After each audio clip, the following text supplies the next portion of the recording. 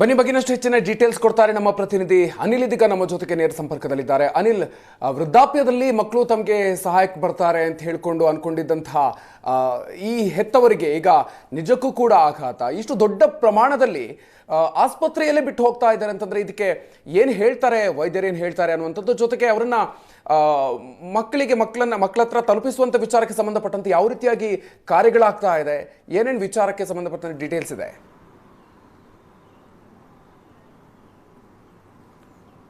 ಹೌದು ಮಧುಕರ್, ಬೆಳಗಾವಿ ರಾಜ್ಯದಲ್ಲಿ ಅತಿ ದೊಡ್ಡ ಭೌಗೋಳಿಕವಾಗಿ ಅತಿ ದೊಡ್ಡ ಜಿಲ್ಲೆ, ಆದರೆ ಅದ್ರ ಜೊತೆಗೇನೆ ಗಡಿಯನ್ನು ಹಂಚ್ಕೊಂಡಿರ್ತಕ್ಕಂಥ ಜಿಲ್ಲೆ. ನೆರೆಯ ಮಹಾರಾಷ್ಟ್ರ ಹಾಗೂ ಗೋವಾ ಕೂಡ ಬೆಳಗಾವಿ ಗಡಿ ಹಂಚ್ಕೊಂಡಿರುವಂಥದ್ದು. ಹೀಗಾಗಿ ಕೇವಲ ಬೆಳಗಾವಿಯ ರೋಗಿಗಳು ಮಾತ್ರ ಅಷ್ಟೇ ಬೆಳಗಾವಿ ಬಿಮ್ಸ್ಗೆ ದಾಖಲಾಗಲ್ಲ, ಬದಲಾಗಿ ಮಹಾರಾಷ್ಟ್ರದ ಗಡಿ ಭಾಗದಲ್ಲಿರ್ತಕ್ಕಂಥ ಏನು ಕೆಲವು ಪ್ರದೇಶಗಳಿದೆ ಆ ರೋಗಿಗಳು ಕೂಡ ಬೆಳಗಾವಿ ಬಿಮ್ಸ್ ಬರ್ತಾರೆ. ಗೋವಾದ ಗಡಿ ಭಾಗದ ಪ್ರದೇಶದ ಜನರು ಕೂಡ ಬಿಮ್ಸ್ಗೆ ಬರ್ತಿರುವಂಥದ್ದು. ಭೌಗೋಳಿಕವಾಗಿ ಅತಿ ದೊಡ್ಡ ಜಿಲ್ಲೆ ಇದ್ರೂ ಕೂಡ ನಿತ್ಯ 2000ಕ್ಕೂ ಅಧಿಕ OPD ಬೆಳಗಾವಿ ಬಿಮ್ಸಲ್ಲಿ ಇರುವಂಥದ್ದು. ಇಂಥ ರೋಗಿಗಳನ್ನು ನಿರ್ವಹಣೆ ಮಾಡೋದೇ ಇಲ್ಲಿನ ಬಿಮ್ಸ್ ಆಡಳಿತ ಮಂಡಳಿಗೆ ದೊಡ್ಡ ಸವಾಲಾಗಿರುವಂಥದ್ದು. ಈ ಮಧ್ಯೆ ಸಾಕಷ್ಟು ಜನ ಹೆತ್ತ ಮಕ್ಕಳೇನಿದ್ದಾರೆ ತನ್ನ ಹೆತ್ತವರನ್ನೇ ಆಸ್ಪತ್ರೆಗೆ ವೃದ್ಧಾಪ್ಯ ಟೈಮ್ನಲ್ಲಿ ಅವರನ್ನು ಆರೈಕೆ ಮಾಡಬೇಕಿತ್ತು, ಅನಾರೋಗ್ಯ ಸಂದರ್ಭದಲ್ಲಿ ಅವರನ್ನು ಆರೈಕೆ ಮಾಡಬೇಕಿತ್ತು. ಆದರೆ ಮನೆಯಲ್ಲಿ ಇಟ್ಕೊಂಡು ಆರೈಕೆ ಮಾಡದೆ ಆಸ್ಪತ್ರೆಗೆ ತಂದು ಬಿಟ್ಟು ಹೋಗ್ತಕ್ಕಂಥ ಪ್ರಕರಣಗಳು ಬೆಳಗಾವಿ ಬಿಮ್ಸಲ್ಲಿ ಸಾಕಷ್ಟು ದಾಖಲಾಗ್ತಿರುವಂಥದ್ದು. ಒಟ್ಟು 2 ವರ್ಷದಲ್ಲಿ 152ಕ್ಕೂ ಅಧಿಕ ಇಂಥ ಪ್ರಕರಣಗಳು ಪತ್ತೆಯಾಗಿರುವಂಥದ್ದು. ಸಾಕಷ್ಟು ಆತಂಕ ಕೂಡ ಬೆಳಗಾವಿ ಬಿಮ್ಸ್ ವೈದ್ಯರು ಕೂಡ ವ್ಯಕ್ತಪಡಿಸ್ತಿರುವಂಥದ್ದು. ಯಾಕಂದರೆ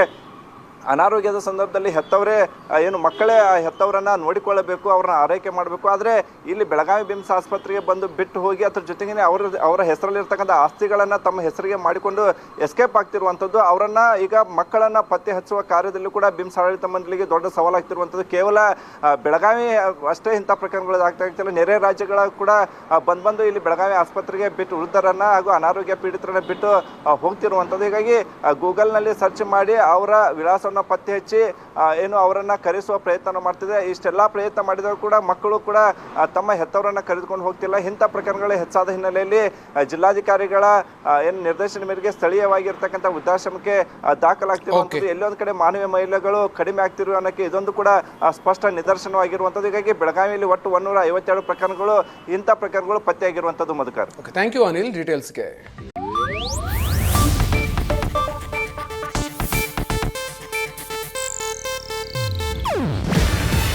ಇದು ಏಷ್ಯಾನೆಟ್ ನ್ಯೂಸ್ ನೆಟ್ವರ್ಕ್ ಪ್ರಸ್ತುತಿ. ನೀವು ನೋಡ್ತಿದ್ದೀರಾ ಏಷ್ಯಾನೆಟ್ ಸುವರ್ಣ ನ್ಯೂಸ್.